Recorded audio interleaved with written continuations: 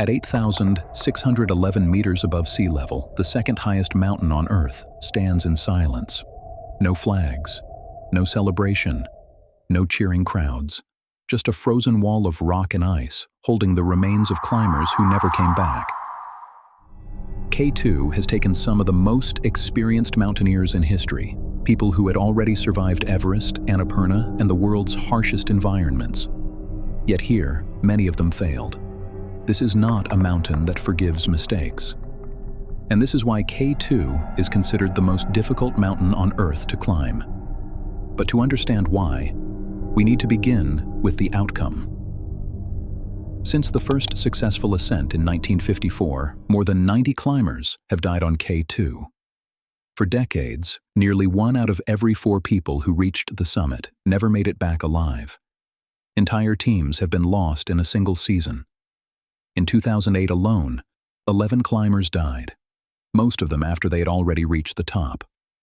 On K2, reaching the summit does not mean success. The real danger begins on the way down. There is a section of the mountain known as the Bottleneck. It sits at around 8,200 meters, directly beneath a massive hanging glacier. Climbers are forced to pass underneath it, knowing that it could collapse at any moment. There is no alternate route, no safer option. At that altitude, oxygen is almost gone. Judgment fades. Every step feels heavier than the last. Turning back means accepting defeat after weeks of suffering. So climbers keep moving forward, even when they know the risk. Now let's rewind. K2 may be lower than Everest, but it is far steeper. From base to summit, the mountain rises sharply, offering almost no flat ground to rest or recover. There are no long, gentle ridges. From the moment climbers leave lower camps, they're exposed to avalanches, rockfall, and steep ice faces. A single slip can be fatal.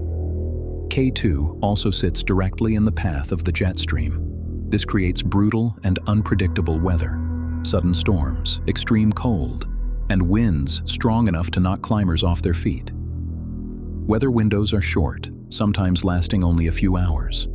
Many climbers summit knowing that a storm is coming because waiting another day could mean missing the entire season.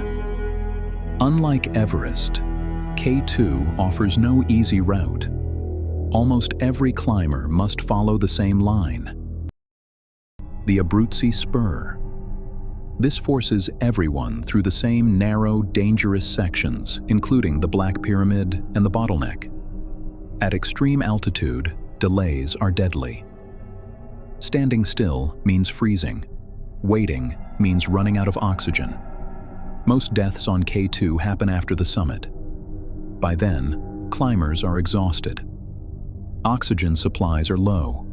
Weather often begins to deteriorate. In 2008, falling ice destroyed critical fixed ropes during the descent. Climbers were stranded above 8,000 meters with no safe way down. Some fell. Some froze. Some were forced to spend the night in the death zone. Rescue was impossible. Helicopters cannot reach that altitude. Other climbers were barely strong enough to save themselves.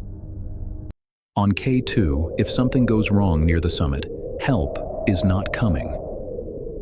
And yet, climbers continue to return. Because K2 represents the purest form of mountaineering. No guarantees, no easy success, no room for ego. Many elite climbers consider summiting K2 a greater achievement than Everest, not because it is taller, but because it demands absolute respect. K2 does not care about experience. It does not care about preparation. It does not care how badly you want it.